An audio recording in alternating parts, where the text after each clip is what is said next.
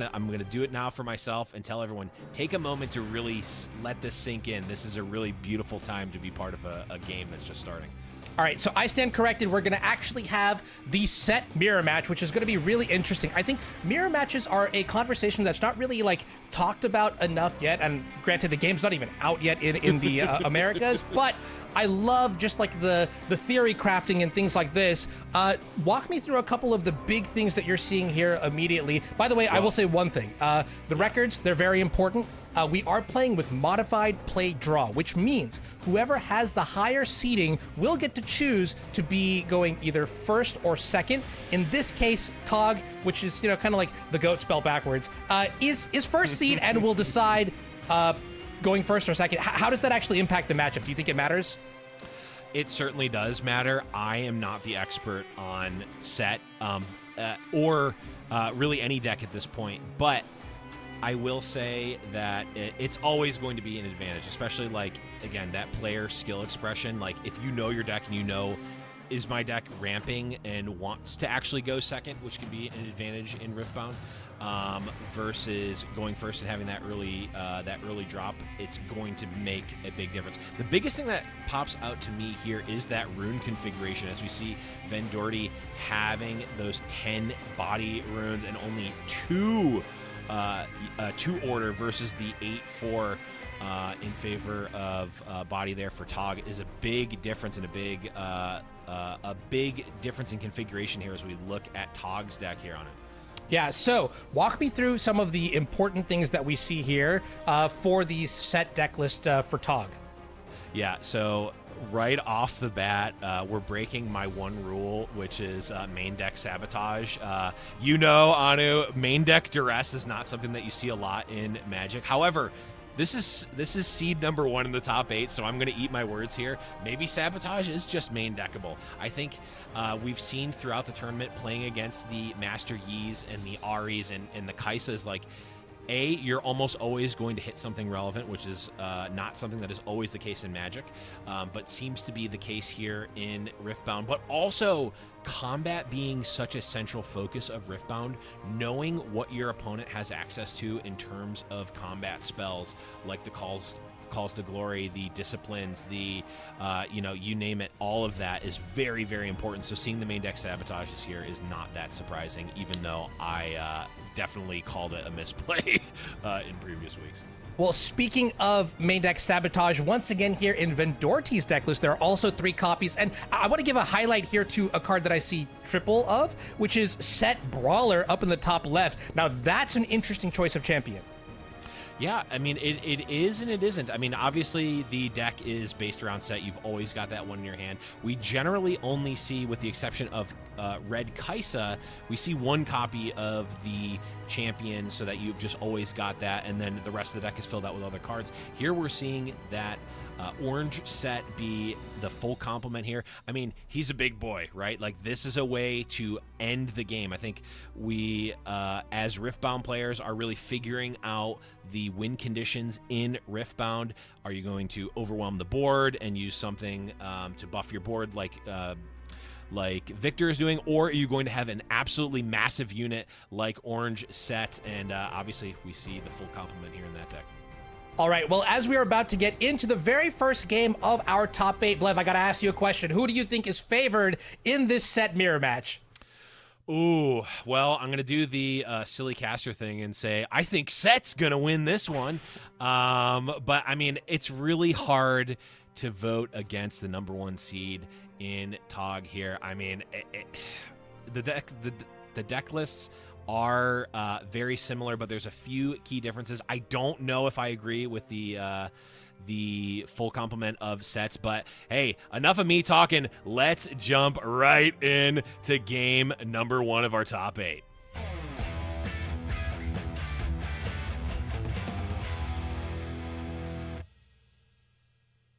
All right, getting started here. We're going to take a look at mulligans. I assume that Tog is going to be going first. And it's kind of interesting, too, because I was thinking a little bit about this matchup in particular. And when both players have access to the set passive, one thing that does seem to be very important to me is the ability to just like win naturally in combat. In that case, are there any cards that you think are particularly exciting?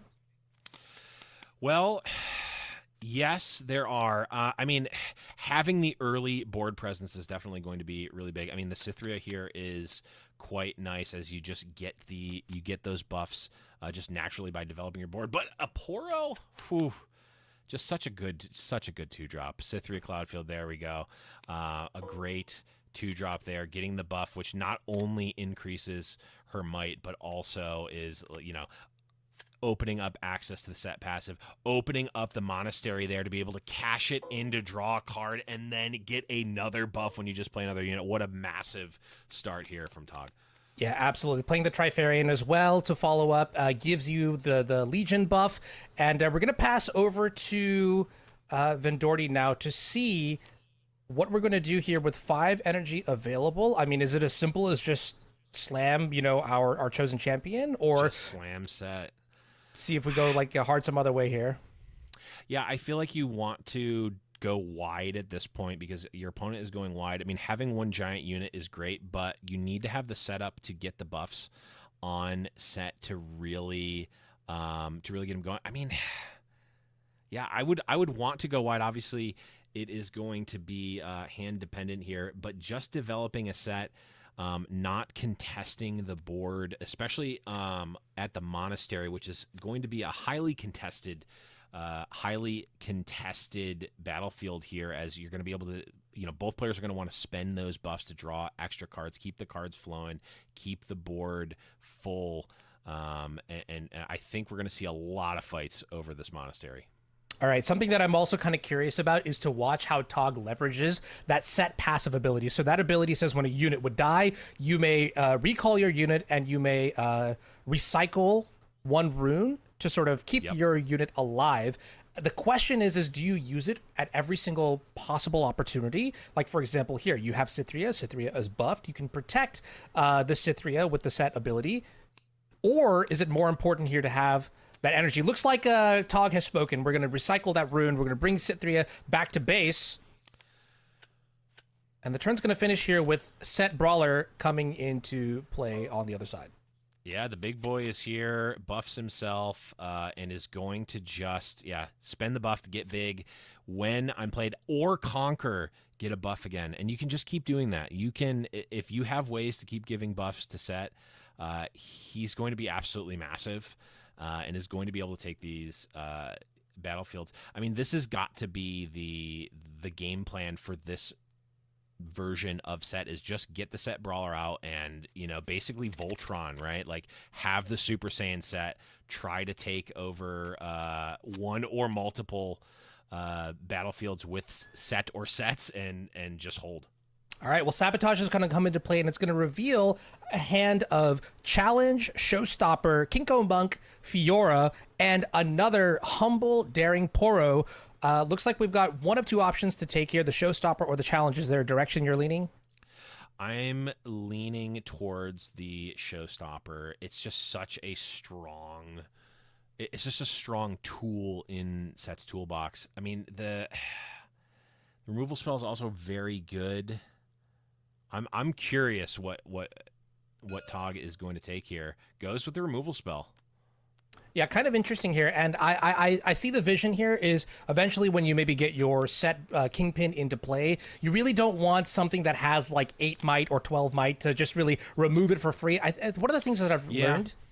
Yeah, one of the things I've learned about the Kingpin is that it is a card that just naturally hits some of those like key thresholds you were talking about earlier. Losing it for free or, being forced to proc your Set passive thanks to a challenge is just doesn't seem that ideal to me. Yeah, I mean, I think Showstopper's ceiling is higher. However, like you said, the removal spell is able to, I believe, hit not just battlefields. Yeah. Showstopper, very strong, can help you actually take points, which is amazing. But the removal spell does allow you to hit units in base, which again, if you play your chosen champion and it just gets eaten for free, effectively, that's just a really low tempo play that you can avoid here, like Tog did. Yeah, absolutely. The Trifarian Glory Seeker going to come into the monastery. It's going to, unfortunately, send the Poro into the trash. So, Hef's in the chat here for our friend. And then we're going to follow that up with a Pit Rookie that's going to buff Tog's very own. Oh, wow. That's a lot of buffs that are coming to play. The Cythrias are also going to proc as well. So a lot of buffs. Yeah. You know, I've solitaired a couple hands with SETT, and I don't think I've ever generally had hands that are like this resilient, this explosive when it comes to proccing buffs. And so it's really just like nice to learn from the master.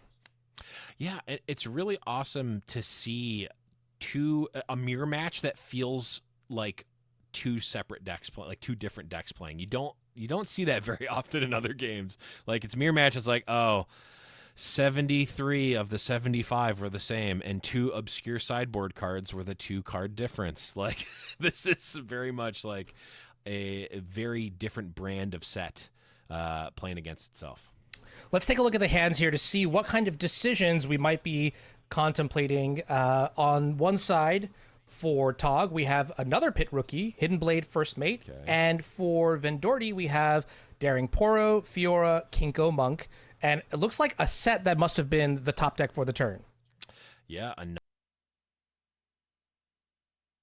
another having that board presence possibility. And then the finisher, of course, can be one or both sets. And also that Hidden Blade. We've seen throughout the tournament the Hidden Blade being sort of a key way to finish a game. You can get into these board stalls where you go back and forth with taking one battlefield, then the opponent takes one back, then the opponent, and you just keep going back and forth and the game never ends. But a Hidden Blade is a very cheap and effective way to remove the potentially solo defender, regardless of how big it is, from a battlefield and just end the game on the spot. All right, so SETT's going to consume the buff here to jump up to 8 might. Assault Poro, or Daring Poro, also going to come into play. Kinko Monk is then going to rebuff the SETT, buff the Poro as well, and now we have a 9 might SETT crashing into the Monastery of Hirana to see whether or not we'll get our second point, and I guess maybe even consume that buff to draw a card. Yeah, it's so strong here because you can win the combat. You can consume. I'm assuming you can stack the trigger to consume to draw a card and then trigger the SETT to get the buff again. Yeah, you sure can. It's just That's you just so get to have strong. your cake. You just get to have your cake and eat it too, as Vendorty. But even if somehow that combat went wrong, SETT just goes, all right, legend ability, I get my SETT back. It's just such a free roll. Yeah, and that's really interesting, the other decision too, which is that Tog actually let the Trifarian Glory Seeker go to the trash, chose not to keep it around here. Walk me through that decision. Why might we keep the rune instead? Yeah, I mean, it has to be hand based, right? I mean, it can also be, Tog, as we've talked about, is very strong player, knows the deck, and like it's about threat assessment, right, of your own deck, like knowing what actually matters. Very important in games like these, especially in a mirror match. It's like, okay, yeah, no, having this, my 6th rune on this turn is more important than just having a basically a vanilla unit. And Tog makes that decision and is cracking back here, attacking the big set. Yeah, kind of an interesting choice here. So we have just one combat in the monastery, pushing back SETT Brawler thanks to the 4 might Daring Poro and the Cythria at 2 coming in. And now I guess the question is, once again, are we going to keep our units alive? And the answer is no. We're just going to let the Poro go away here, consume a buff, draw a card, Very interesting management. Now, I do like getting rid of the buff on the Cytheria. That one is pretty expendable since Yep. you will have a high density of units. You literally have set in your chosen champion zone. See what the follow-up play is. Yeah, with the monastery there and fighting over the monastery, it makes sense to, like, your cards are going to be flowing, so the choke point ends up being energy. You're just needing to have resources to play the cards. You don't want to have a bunch of cards in hand and not be able to play them while your opponent is actually having a bunch of cards in hand and playing them. Like, I think the card economy, just getting cards and material on table, is going to be, at least seems to be what the players are valuing at this juncture in the game. Yeah, it is certainly going to be tricky here. I mean, we did choose twice to not recycle our runes, and this must be the payoff, which is now we get to play our Kingpin, we get to hold up something like the Hidden Blade, or looks like we're going to spend our 2 energy here to play the Pit Rookie, probably to buff, the Kingpin. So now that set is going to be at 8 might, and I'm going to start referring to these as the Kingpin and the Brawler, and we're just going to load up here on the board. It's kind of interesting that the dynamic this monastery has created where Reckoner's Arena is just totally empty.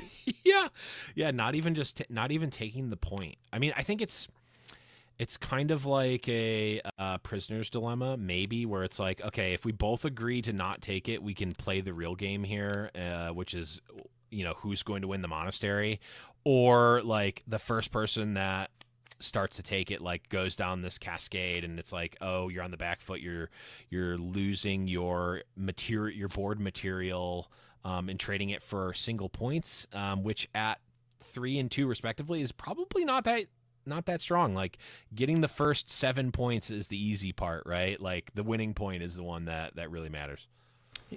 I like that one. I like that one a lot.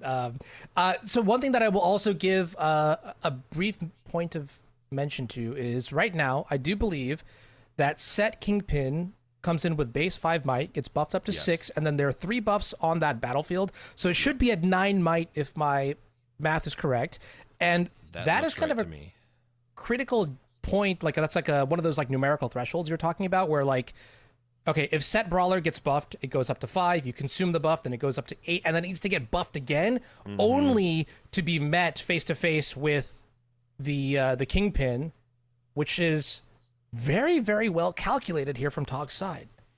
Yeah, really. Again, this is just like, it's the subtle genius, right, of someone who is coming into a top 8 of a multi-round tournament in the top seed, right, is like, oh, I know that at 9 this is great, at 8 I get eaten for free, at 9 they need to spend a bunch of resources just to trade with my tank unit that I had for free in my hand because it's my champion. Like, very, very heads up play, like just knowing, okay, I need 2 other buffed units in my buff set, and I basically have this wall of defense on a very, very key battlefield in this matchup. Yeah, very interesting here. Now, I'm trying to think of the possible, like, combinations that you may need to have for your Brawler to actually win in combat, and it's so convoluted here that we're going to see Vendorty say, you know what, math is for other folks, not me. I'm going to go into the Reckoner's Arena, and handshakes will be everywhere. Both players now at 3 victory points. Yeah, I mean, we're seeing the gambit happen of, okay, well, I'm giving up this battlefield, I'm going for the other one. I mean, at current pacing, Tog is on pace to win first, so Vendorty needs to break serve here somehow, needs to break this Hirana defense. I mean, I don't really know how you do it. It's gonna take a lot to do it. Yeah, I'm gonna try to paint a little bit here, so just pulling out my inner Bob Ross, but I think what the real bottleneck here right now is going to be energy from Vendorty's side, and so what we really need to do is take a couple turns, get some more energy, and then we'll find ways to not just single or double buff our SETT Brawler, but I'm talking about that triple buff option in 1 turn, where you can crash in with like 13 might or something absurd like that, and that surely must win combat. That must be the ace in the sleeve here for Vendorty. I agree. But it's more of a matter of necessity at this point, right? Like you are losing the race. Your opponent, like if your opponent doesn't need to do anything right now, they can just keep building up their board for that counterattack and can accelerate the clock. It can accelerate the clock if need be by contesting the Reckoner's Arena, right? Like it is like Vendorty needs to break serve first, needs to make that first action, which is generally speaking a weaker play when it comes to these board stalls. Carnivorous Snapvine is going to come into play from Tog's side. That's going to deal damage to the SETT Brawler, which is then going to recall the base, and Pit Rookie is going to enter Reckoner's Arena, bringing Tog up to a total of 5 points. We are going to awaken here on the other side of the battlefield, and let's see what the next play is here from Vendorty. And we'll take a quick peek at the hands here just to get a sense of where we are from both resource management and available options. So we know about the Showstopper, we know about the SETT Brawler from Vendorty's side, and it looks like we've picked up a second copy of Fiora, which, if I'm going to be totally honest, it doesn't seem so great in this matchup. It sure doesn't. I think that may be an easy target for a side out. It certainly does a lot of work, I would imagine, in the less chunky mid-range decks in the format, but in this matchup in particular, not going to cut the mustard, so to speak. Looks like Vendorty is setting up what you said here, the big play with the set, with orange set here, coming in with the buff, with the Showstopper. Is anything else? Oh, I guess nothing else can come in because this isn't a combat. This is started from Showstopper, so it's the single set. All right, and this one's going to be pretty interesting. So SETT has expended a single buff, is now buffed, is at 9 might, and we already recapped that the Kingpin is also at 9 might, so this could just be two sets, fist bumping each other and going back to base. Yeah, passing in the night. Now, unfortunately, SETT Brawler cannot consume the buff at reaction speed. That is a on your turn, outside of a showdown type of ability. So we are kind of just now. What I really like about this too is Vendorty's like, all right, the action is now on you, Tog, and you can sort of see. Look at Tog; he's just like deep in the tank, like crunching the numbers. So what happens here if I exhaust my SETT passive? Mm-hmm. What kind of lines does Vendorty have available to punish my double Cythria? And I think this is kind of why, if you are a Vendorty fan, you're excited to see the Showstopper SETT Brawler combination, is because it's like a very small amount of resources contributed to, go into the board here. Oh, we had the hidden blade, literally hidden from sight the whole time. That makes this a lot easier. Okay, fair enough. Yeah, Hidden Blade was played, I'm going to guess it was played either on the last turn or the turn that we moved the set into play and played another Pit Rookie.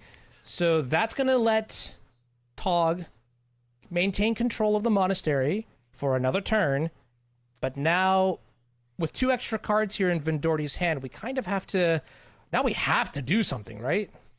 Absolutely. I mean, we absolutely have to do something, because if we look at Vendorty, they've got 4 runes here. I mean, so does Tog, but again, the ball is in Vendorty's court to actually make the move here. This Harana, this monastery is very well defended, and the clock is falling ever behind for Vendorty here, so they have to do something. Hopefully for them, these 2 cards are able to turn the tide and get through this massive set wall. Yeah, it's a little unfortunate here. I mean, just thinking about the numbers, right? So you've got 4 coming in from Fiora, another 4 from the Kinko Monk. That's what, 8, 9, 10, 11, 12 from the Daring Poro, and then a total of 14 from the Glory Seeker. So yep. This appears to be winning combat. It as it stands, will win combat. But at what cost, though? Because we're going to see 3 units now go into the trash here for Vendorty. But it's kind of, it feels like one of those plays that you must do. Yeah, again, like Vendorty does not have the ability to just sit back and wait. Right now, we know because we checked the hands that Tog does not have any interaction right now, and I mean, I think part of the reason that Tog was in the tank there was yes, there's a decision to be made here. Do they want to just let this combat happen? Do they want to cash in the Hidden Blade? But also being able to threaten the interaction in hand is something that this matchup is all about, right? Because, there's a lot of things to factor in when you're making combats in this game and in this matchup that, your opponent being in the tank for a minute there really makes you think, oh, they may actually have a spell that can throw my entire game plan off. Oh, and this is a major play here coming in from Vendorty. Sabotage going to reveal a hand of no action or reaction spells. It's going to cost us a rune here, and that's the consideration that I have, which is, I mean, we really need excess energy in order to sort of come back. We need more runes in play to stabilize the board and the point total. And not trading for a card here. Okay, I can kind of get behind that. You get a lot of information, but how do you feel about the rune cost on this card and our potential comeback? Yeah, I mean, it looks good. I mean, Vendorty sees basically exactly what they want, right? Like, I know what's on the table. You have 3 units in play, or you have 3 units in your hand. That's fine. You've got 1 card off the top of the deck. I mean, you're most afraid of these combat tricks and haymakers, and we saw none of those in Tog's hand. Even though you're falling behind in terms of runes. I mean, next turn you could still play another big set. You basically 5 runes is enough to have access to pretty much everything in your deck. Now, you're not going to be multi-spelling very much here, but at this point, at 5-5, it's only a couple of key turns won here to actually just end the game. Yeah, it was really interesting, too. I feel like the first mate is not a card you want to see if you're on Vendorty's side, because that's going to enable some sort of hit-and-run tactics, which could give you a very powerful turn afterwards from Tog's side, which could be, just setting up a big base and trying to conquer battlefields that way. So we'll see what Vendorty is able to string together here. I do have, after seeing that giant set brawler come into play earlier into combat, I do have a little bit more faith now in Vendorty's side. But Cytherea going to come into play here for Tog, or maybe not. Oh, we're going back in time. Yes, that was me rewinding in real time. Sorry. That was really good. I'm gonna have to clip that one for later.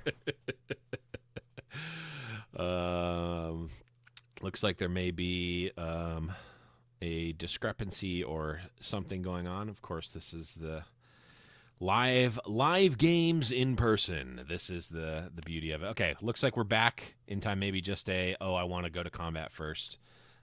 Yep. Chat there. So Snapvine going to enter the monastery, is going to take down the Glory Seeker. Tog going to go up to 6 points, play the first mate, rewind the Snapvine back to base, and this is exactly what we talked about earlier. The base is now big, and we're setting up for a nice 2 battlefield conquer coming up in the next turn. Yeah, really key play here by Tog, because opponent being at 5 is huge, because yes, they'll get the 6th point here by holding, which we're going to see marked here in a second, I would believe.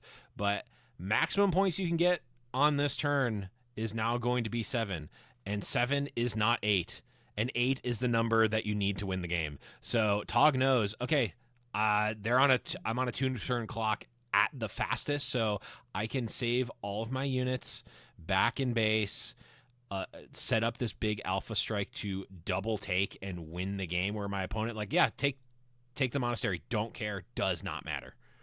Yeah, super tricky here. I mean, with only 5 energy available now from Vendorty's side, I think Vendorty's back is against the wall here as they try to figure out what the best way is to just prevent defeat in the next turn. The good news is that, if I had to guess, we played the first mate, we played the the Poro, and I think there was a Cithria as well, right? So we know what's in Tog's hand. Cithria. Yep.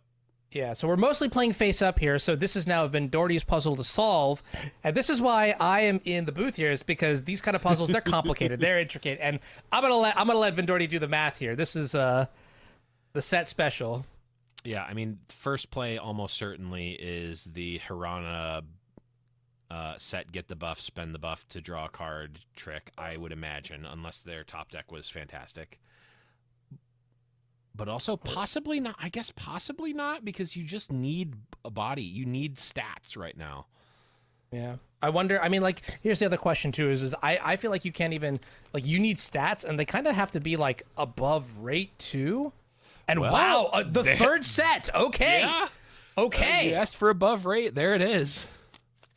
Powerful, powerful. So we have 2 5-might units in one battlefield and a single 5-might in the other. And it seems pretty insulated here. Now, the question is whether or not this is going to Kinko Monk off the top.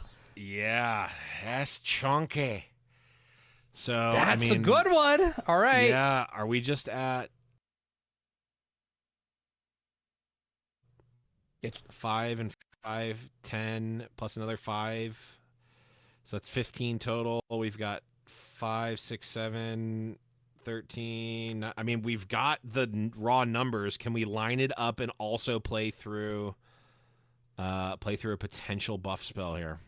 Yeah, so something that's also kind of interesting too, and I just thought about this, is that now that we're in the top cut, deck lists are actually public, available, and open. So with all energy exhausted, Tog actually knows the coast is clear. We just need to find the answer to this puzzle. I think we talked earlier about like the 10 orange, the 10 body versus 2 order rune split, and I've been racking my brain this entire time because when I looked at Vendorty's deck list, I actually did not see any cards that needed that that orange rune cost. Sorry, not the order rune cost. Yep.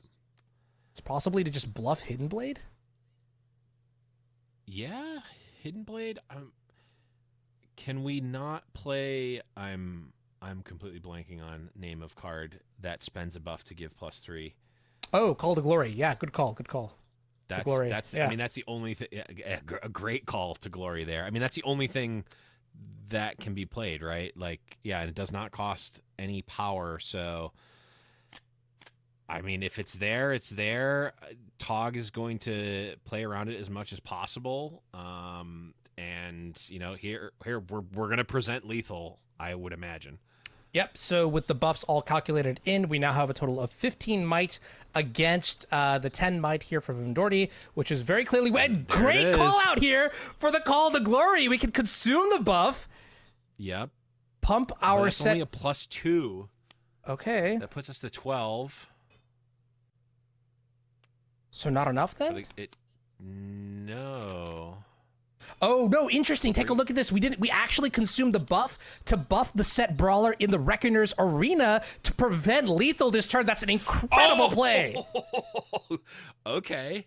I like it. Yes. Wow, right. I was not expecting that. Yeah, I mean, that's how you get to this top cut. You find the play that gives you 1 extra draw step, and you got to cross your fingers and hope that that draw step will help you win the game. And keep in mind also that Vendorty is at 7, so if we get to hold here, we just win. Right. Oh, and it's called the Glory of Tog's Own! Oh! Wow! And there it is. That's so crazy, because Tog was also top decking as well. Both players top deck Call to Glory for an insane final turn here. Tog is going to come out ahead, winning the very first game here in the quarterfinals. Set beating set. Good call. You got it right. Wow, I was just thinking of possibilities, and it was there. And then Tog said, "Hold my Call to Glory" as well, because it's one of the very few cards that actually matters in that low resource game state. Mm-hmm. Well, I mean, the decks clearly are built for that, right? Like we saw pretty much power usage every single turn. It's like, okay, if I have 4 or 5 runes, I'm good to go. I have my free spells. I've got my... I mean, we're getting 2 runes a turn, which is something from other games we're not necessarily used to that level of ramp, essentially just built into the game. So going down to 3 runes, no problem. I've got a bunch of cheap units. I max out at about 5 here. and we're good to go. We're looking at Vendorty's list here. Anu, what are we thinking for the sideboard here? We talked about the Fiora, maybe an easy cut. Yeah, so looking at the sideboard right now, we're seeing a couple copies of Cannon Barrage. We have 3 copies of Noxian Drummer and 3 copies of Anivia, which is quite exciting. In the main deck, I'm going to be very honest with you, we saw Fiora kind of raising an eyebrow, but then Sabotage also feels like the kind of card that just like, we're not here to play games with, discard or recycling and things like that. Let's just duke it out, right? Truly set playstyle. So those are the 2 cards I identify as maybe not being great. And if we're looking at next best options, I mean, maybe we are bringing in this Noxian Drummer. Maybe we are bringing in the Anivia. Anivia card that I feel like hasn't really had its time in the spotlight. Well, if we look at last game, the way that the players played the matchup, we were never close to seeing Anivia in play, right? Like the game plan would have had to have been very different. So I don't know if you basically transition your entire game plan for Anivia, but we certainly could see that. Seeing quite a different look here on Tog's side, though. We're not seeing the Fioras. We are still seeing the Sabotage. I'm curious where the players land on whether you want Sabotage or not, because I'm kind of sold on it being there, even if it's just a very expensive Gitaxian probe. Yeah. Like being able to see if the coast is clear seems quite good for this matchup. Looking at the sideboard here for Tog, we've got 3 copies of Wallop, 1 copy of Arena Bar, 3 copies of Leona Determined, and 1 copy of SETT Brawler, which I love. Any cards here shout out to you as being an upgrade to the main deck? Yeah, I mean, the Arena Bar does theoretically seem great. However, we've just seen the velocity that we can get buffs out just be so strong that I don't know that we even need the Arena Bar. But we will see as we hop into game number 2. Tog up a game, our first seed up a game here with Vendorty on the back foot. They are going to be able to choose whether they go first or second here. I imagine we're just going first. I think that's what Tog chose last game, if I recall correctly. Yeah, all the time, every time seems reasonable here. I think just one of the I guess adages or guidelines Maxims. that yeah like that Tog told me when I was talking to him was just really maximize your power that you're putting on board in the first few turns. Really just sort of if you can put 6 points of power instead of 5, do that. And if it means you're splitting it up in amongst 3 creatures, okay, cool, let's get 6 points in. Now obviously everything's going to be case by case here, but we're going to see on the Vendorty's turn, we have the simple Pit Rookie coming into play, no buffs. And then on the other side, we have Cythria. And I'll also briefly mention we've got Windswept Hillock and the Hirana Monastery from Vendorty. So going to be kind of interesting as Kiana now enters Vendorty's base. Yeah, we did not see Kiana at all last game on either side. And I think a Kiana getting active and either keeping the cards flowing or keeping that rune production up may actually be able to change the texture of the game quite a bit. If Vendorty went for that sort of go tall with the Anivias, being able to actually keep up on resources while also still playing those powerful spells and those power-hungry spells via Kiana may actually be a way to go over the top with the Anivias. All right, so you can see Tog, sort of deep in the tank here. Let's take a look at what the considerations are. With 5 energy available, our hand is looking very good. So I see 2 copies of First Mate, the Hidden Blade, Challenge, Showstopper, and then on Vendorty's side, almost a symmetrical hand, First Mate, Challenge, Call to Glory. We saw how good that was at the end of the last game, and Fiora. So breaking down the turn here, anything in particular that you see? I guess there is a 6th card in Tog's hand, which is going to be the Chosen Champion. Did we actually? We did switch out the Chosen Champion for SETT Brawler. Oh, wow.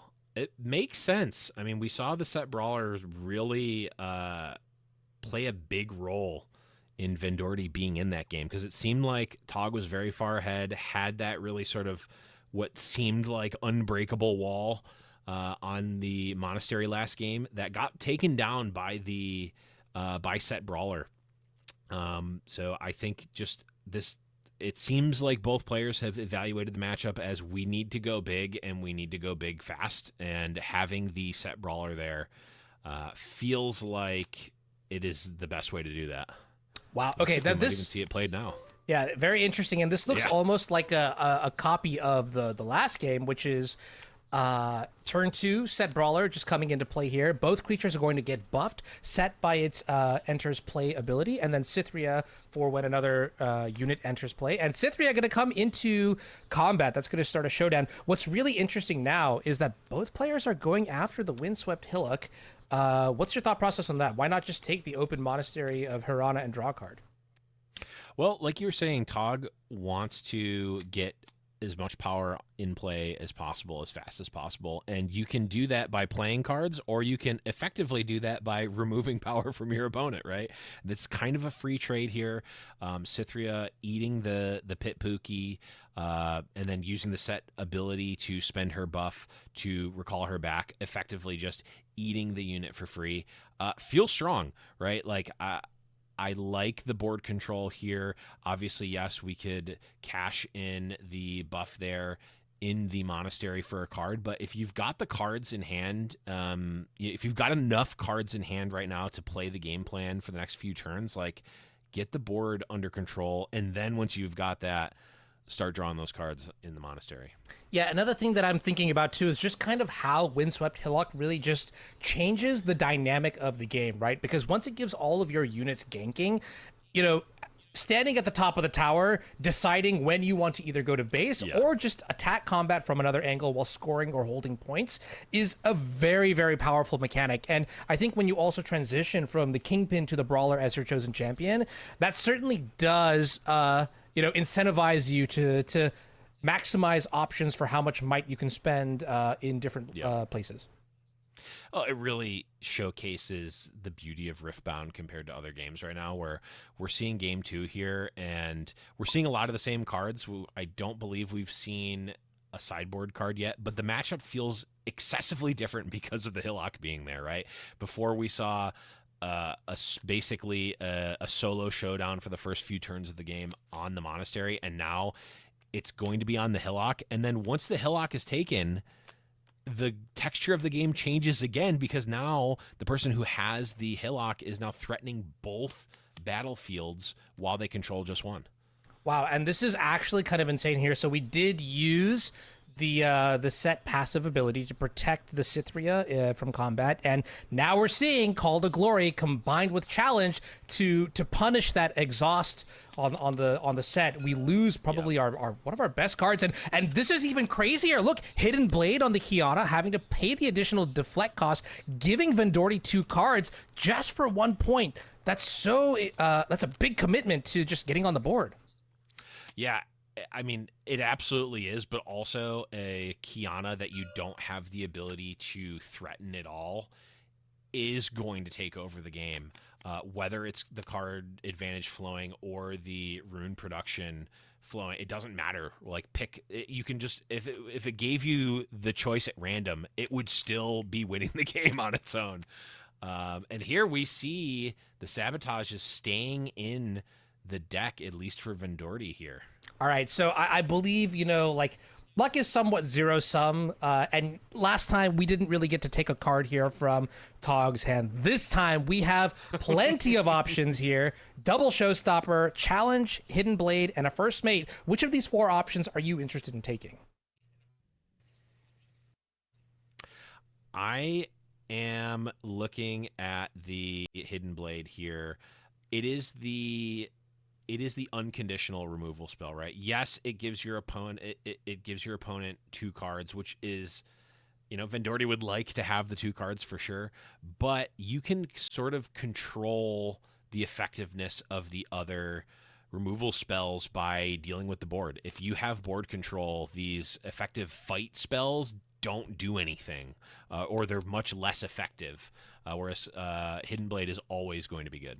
Yeah, very strong call out here. So we're going to finish this turn with Fiora, and we're going to recycle a rune for Showstopper, entering into the Monastery of Hirana.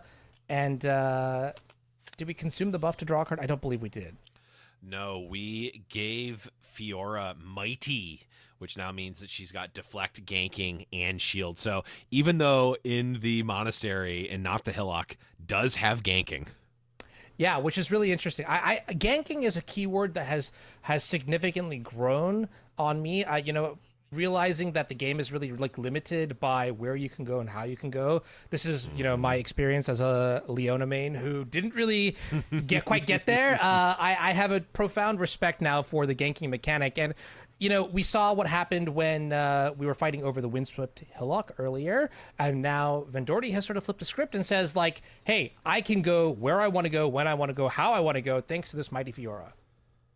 Yeah, and we were talking about the breakpoints, the might breakpoints in the last game. Fiora with shield is not quite at that 9, but is at 6, which is quite a strong one, especially given the texture of the board right now. Like, it is going to take quite a few resources to deal with this Fiora, and if it's not dealt with properly, like being able to gank over to the Hillock is going to be a strong option.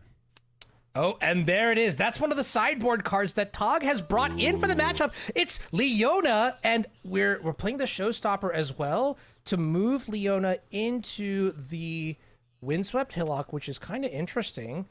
I guess we don't really win combat here, right? Because Leona's going to bump up from 4 to 5 with the buff, and that will lose the shield that you just talked about. Yeah, I mean, we did not know that 6 was a breakpoint, but the buffed Leona stunning and just having them bump off, I guess 6 is a breakpoint that we didn't know about, and a very relevant one in this case, because now Tog has to decide, or has to go for the Hillock and not the Monastery, being able to potentially take out that Fiora. And now it's, a similar situation that we saw last game. Both players controlling one battlefield, except now the tempo is in Vendorty's favor. The clock, so to speak, is in Vendorty's favor, and now Tog has to act first. Yeah, absolutely. And, we do still have knowledge of that call to glory that is in Vendorty's hands. So should, Tog have decided to move into the Monastery of Hirana with the first mate and the Leona, we would consume the buff, go up to a total of 8 might, thanks to shield, plus the 3 from call to glory, and then just completely, well, I guess we trade, right? 5 plus 3 versus, the 8 equals 8. Great, okay, cool. I can still do some math. The problem is though, the deflect cost, because one thing that I'm sort of thinking about here is like, you can make proactive moves, I mean, you can advance onto the board, but if you go too deep, you must have a way to get back out and go back in again, and that is usually a function of your rune reserve. How much energy do you have to spend on the next few turns? Exactly, and Vendorty seems to have stayed ahead on the rune economy here. We're seeing both players valuing their board presence, right? Using spells and abilities to actually retreat and recall their units, because you do not want to let your opponent just get free trades or favorable trade ups, if you will, if you can possibly prevent it here. But we see Vendorty do the Monastery of Hirana set brawler trick, which is, I think it's got to be one of the key interactions in this entire matchup. But Vendorty taking massive advantage here, has card advantage, has rune advantage, has board is a bit in parity, but it very quickly can change with that call to glory. And we are seeing Vendorty hit that 6-point threshold where now we're potentially 1 turn away from winning. All right, first mate going to come into base. It's going to ready the SETT Brawler, and then SETT Brawler is going to move back to base, and we're going to finish up the turn here with another Trifarian Glory Seeker that is going to get buffed, and a second one too. So now we're seeing like a little bit of role reversal, where in the first game, Tog was able to go wide and assemble a variety of buffs. This time it's Vendorty's turn to assemble that potpourri. Yeah, this is like textbook tempo, right? Like Vendorty has been a half a step ahead every turn of the game. We've not quite seen that huge game defining combat yet. But Vendorty is threatening lethal next turn, whereas Tog can't possibly win at 5 points. They can take a maximum of 2 with this deck.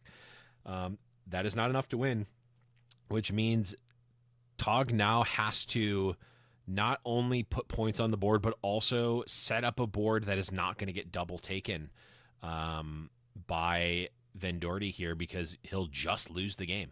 Yeah, and you can sort of see here that Vendorty has predicted this sort of line and has set up for a great follow-up turn afterwards, with the set being able to consume the buff and just gain massive amounts of might, and then also just going wide with the smaller, cheaper units.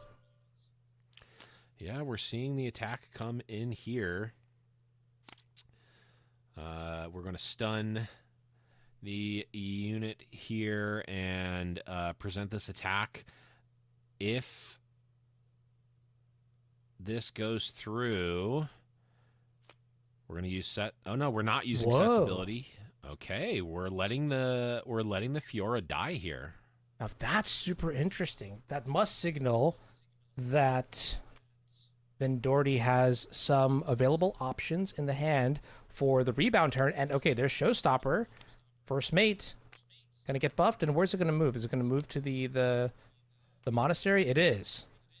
It's gonna move to the monastery, get the 7th point. Looks like we are going to cash that in for a card. So basically just cantripping the Showstopper, which is of course not the most effective usage of the card. However, if you don't have the means to win in your hand, you got to do what you got to do, right? Yeah, definitely a sign of weakness here being presented by Tog, and Vendorty making it to the top cut here definitely will pick up on that signal, and might just be able to use that to seal game 2. It's certainly looking in Vendorty's favor. Of course, we still know that there's that call to glory that we've seen since the beginning of the game. In hand, going to be able to throw combat in their favor most likely, but Tog is not in the position to be able to play around too much here, right? Like Tog very limited on resources, very limited on what they can do here. So it's really a put your cards on the table and hope your opponent does not have the tricks to win, because you're out of options. Yeah, absolutely. And I'm trying to wonder, like, on board, is Vendorty already ahead? Like, we have, 3 from the Glory Seeker, at least 8 from the set. Oh, we're challenging. Okay, wait, maybe we have a solution here. Okay, so the challenge represents a decrease in might from the set Brawler. And then, what's going on with this Leona? Okay, the Leona traded, and we set ability to bring it back to base, and then we used another Showstopper to bring it back to the Hillock. Okay, so our defenses are primed. Now, if you look at the rune situation here from Tog's side, like, we've only got 2 runes compared to the 8 on the other side, but do what you gotta do, right? Like, we saw it in the last game here, and so let's see how it plays out. I mean, you've got to make it to another turn to have a chance at winning, right? You can worry about the figuring out a way to win afterwards, but if you're dead, you're dead. Yeah, absolutely. And I think, with open deck lists, we can kind of identify what our options available are. And if memory serves correctly, the only thing that we really need to play around from both sides is that call to glory for when it comes to 1 energy or less, because the only 1 energy cards that I remember seeing were Showstopper and Steel Sabotage from both sides. Right. All right. So, Vendorty, can you even up the score here with your battlefield? Now, I kind of wonder, look at all of these extra runes that we have. Were we supposed to keep the Fiora around? Because that would have been an additional 4 might that could have mattered, but perhaps the reason we let the Fiora go away was to preserve the set passive for a stronger unit? Well, the set passive... Oh, yeah, I suppose, because we ended up using the set passive on... The Brawler? the brawler, so it does make sense. But you're right. It is certainly no. I guess yeah. The set brawler is just more power, I suppose. But weirdly enough, Tog kind of out of nowhere has put together this very beefy board, and Vendorty, while having a massive rune advantage, the board presence is really not there. All right, we've got 3 units coming in to the Windswept Hillock. Leona is going to proc shield. Oh, are we sending in the brawler as well? Okay. And this has to be some sort of showstopper turn, because I was talking about how Vendorty was on a 1-turn clock, like could win this turn, but also because Tog took both battlefields last turn, now Tog can win on their turn as well.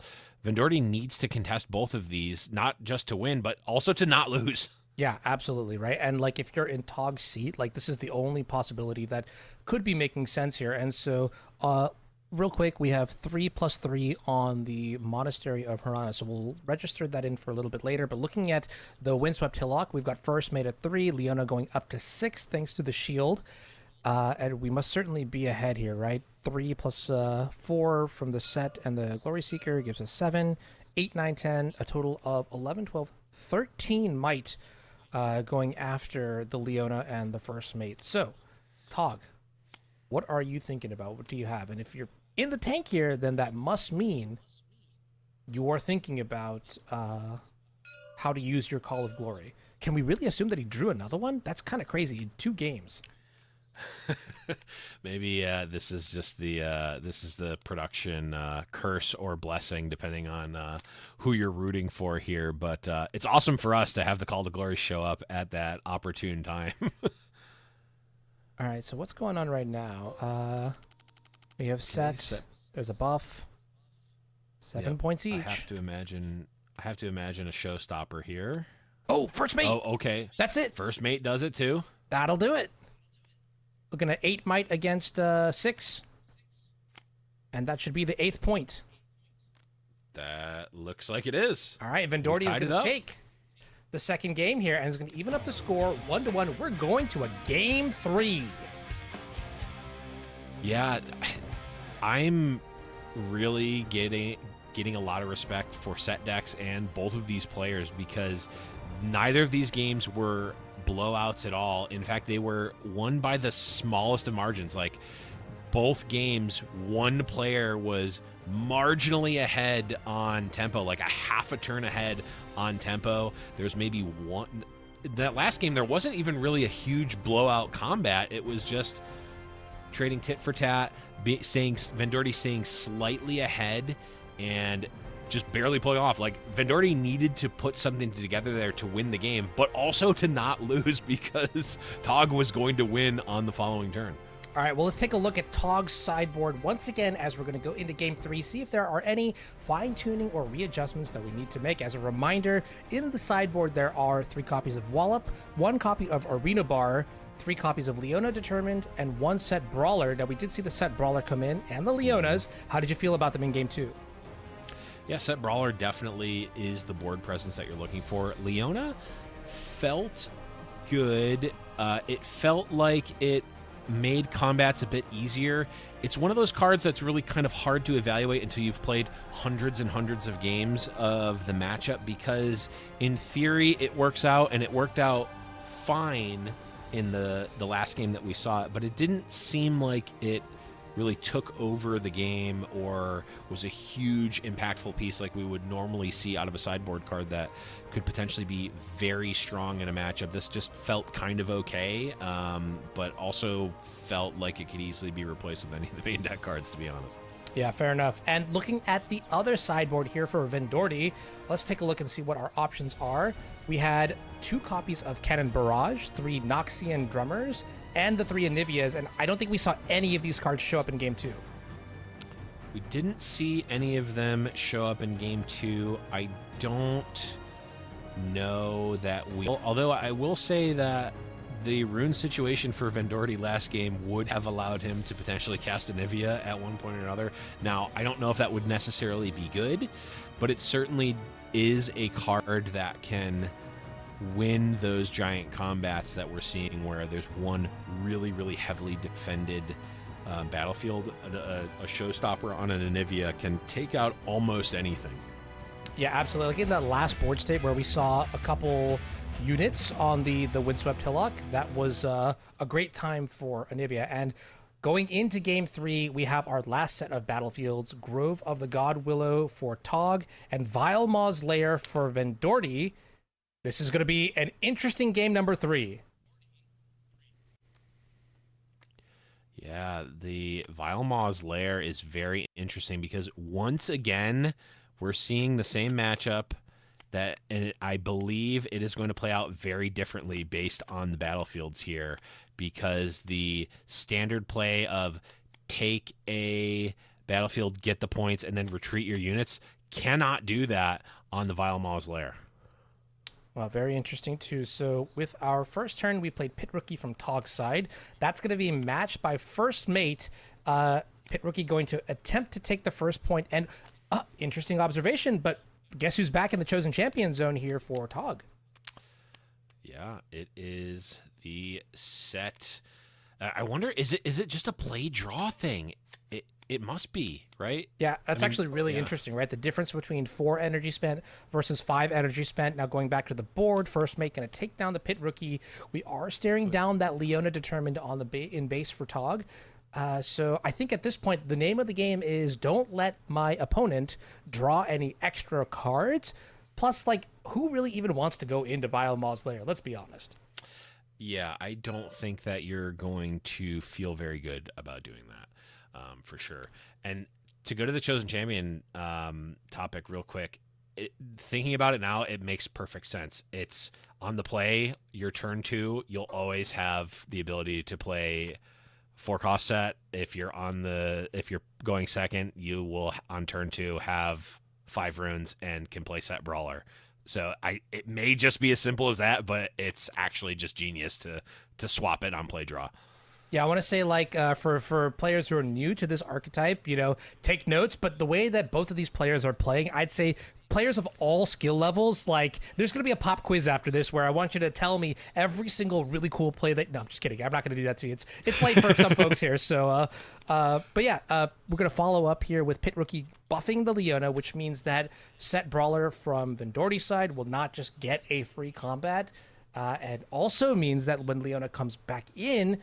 she's going to be able to proc that stun. So kind of seeing the upside to a card like Leona in this matchup. It really does give you that sort of unit combat control, which is like exciting. I don't know. Something about it. Just like it's good tech. I mean, when we're seeing units in battle and battle based abilities, that's just fun. That's good, clean, honest Riftbound, and that's what I like to see. Ooh, okay, Sabotage. We're not seeing that on this hand. We saw Sabotage stay in for game number 2, and now we're seeing it once again in game number 3, and it's going to reveal Showstopper, Double Challenge, and the Call to Glory. And wow, that is just like very, very good here for Tog. We're going to end up taking the Call to Glory. What's your thought process on that?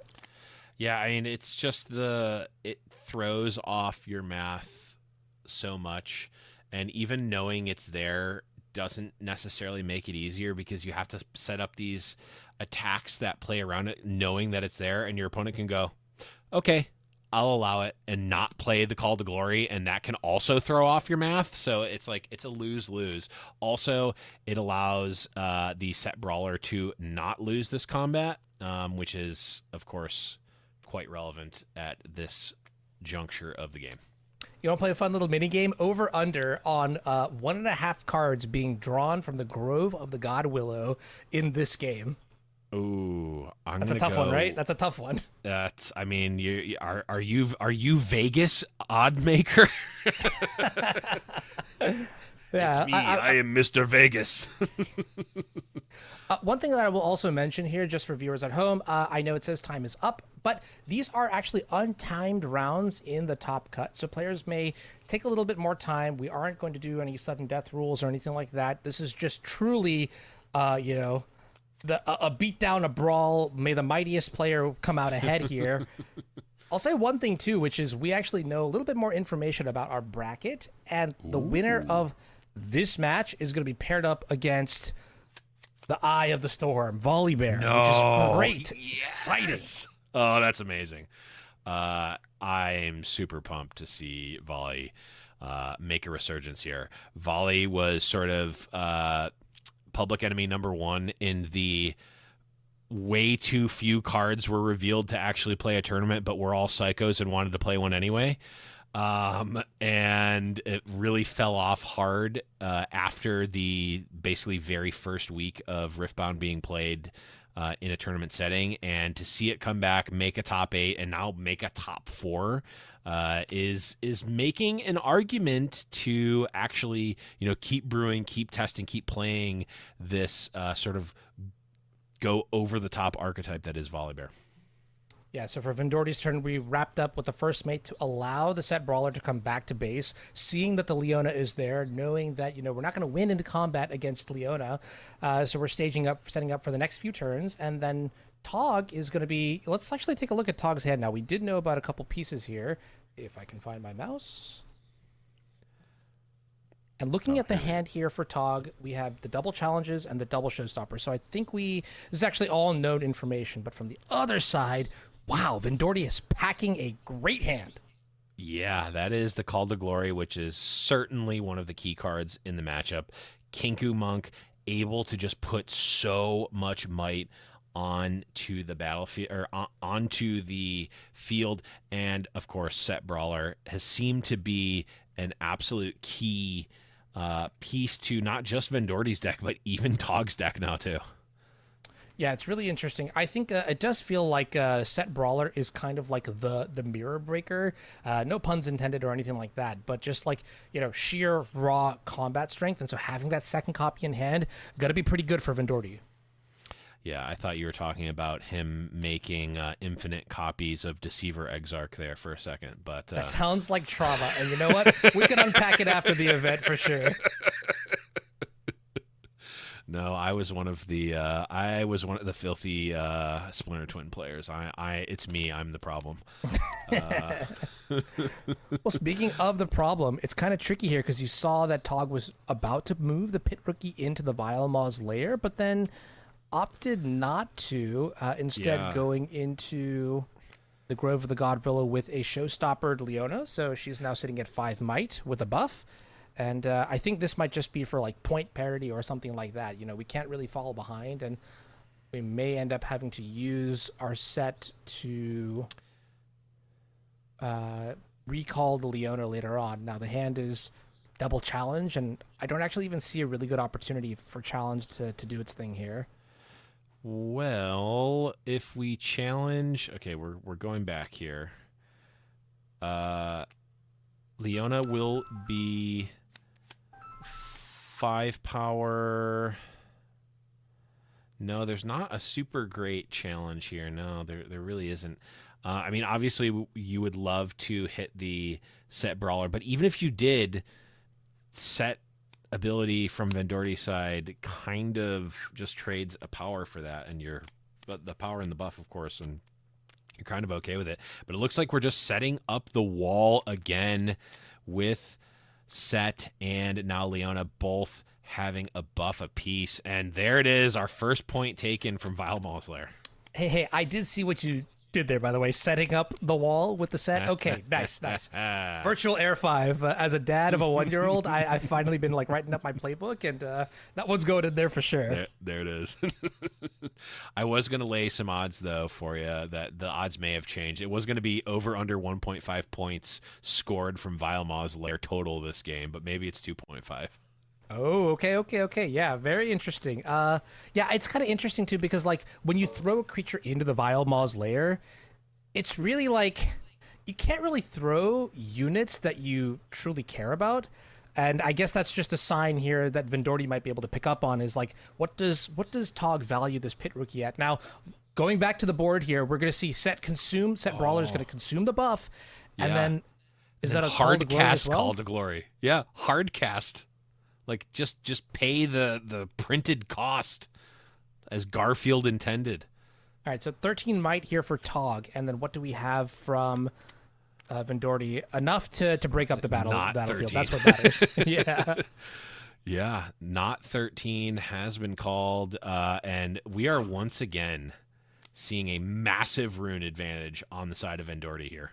Yeah, that's kind of crazy. I feel like what went wrong here for Tog was just like, and I don't even know if this is something you can really attribute to like play skill, but just like drawing double challenge, double showstopper, committing the set Kingpin to the Vile Mausoleer. Okay.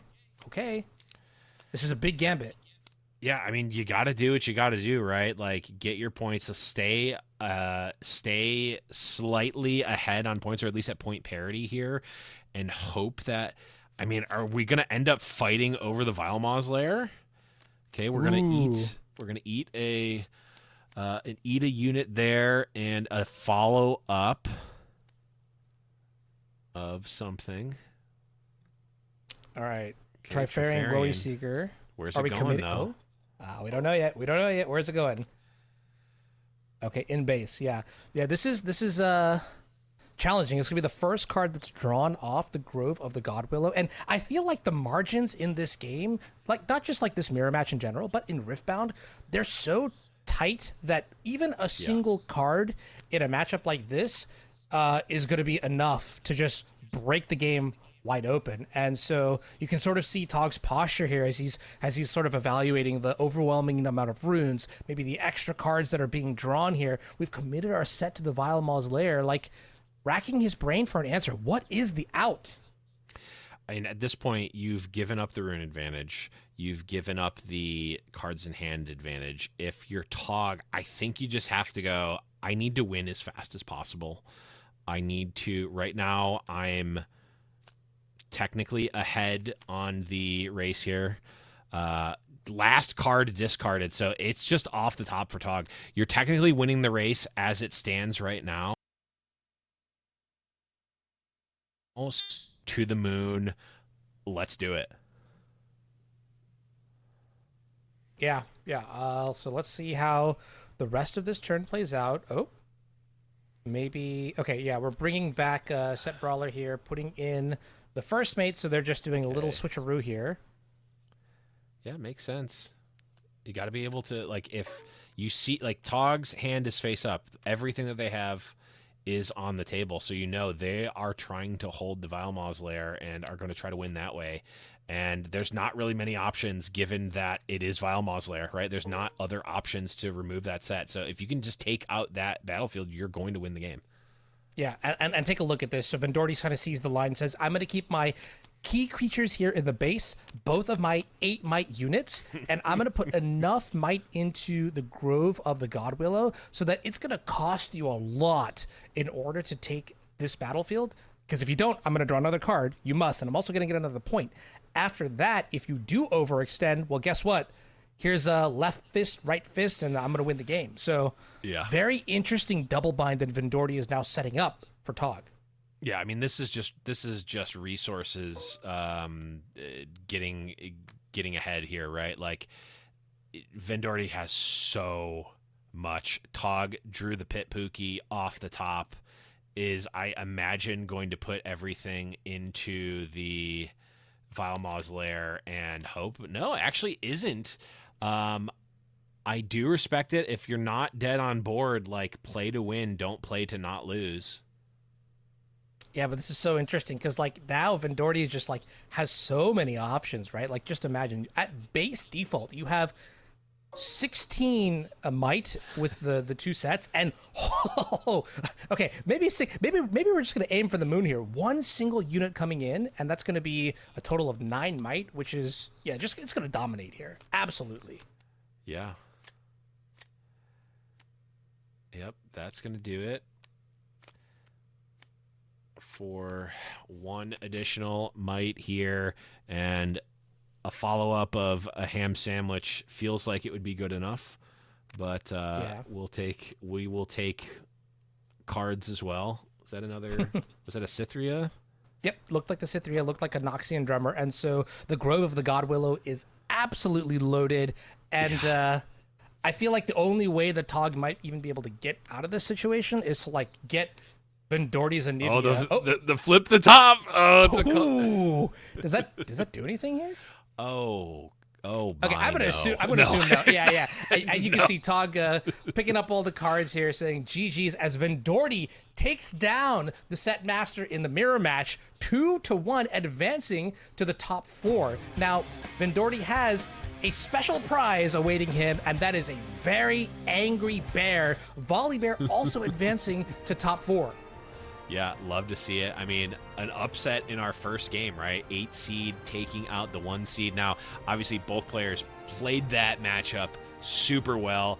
I mean, that last game was a little bit one-sided in Vendorty's favor in that game, but the match in general, like you said, a single card in a single game can really turn the tide. A single unit being played to an incorrect battlefield or your base could definitely have made the difference in that game, in a single game, and in that match. And it was really awesome to see high-level Riftbound played in a mirror match like we just saw. Yeah, I got a couple things that I want to talk about. The first is kind of just like the evolution, the progression of the metagame, right? So we've seen, the set Kingpin build that Tog has been championing, and if SETT is really good into Kaisa, which was the expected, boogie champion legend of this tournament, well, that's great. And now Vendorty is coming in with the mirror breaker almost, right? So moving along, we'll take a look at the bracket here. So Vendorty is going to be playing against Megan on Volley Bear, who we saw earlier today. And then on the other side, Hook Darius, with the hands of Prismaticism, is going to take down Jay. But we're going to see Master Yi make it into the top 4 here. So that'll be our other matchup. Right now, we're going to cut to a quick break. We'll be back in just a few minutes with our next match in the top 4. So stick around. Don't go anywhere. We'll be right back.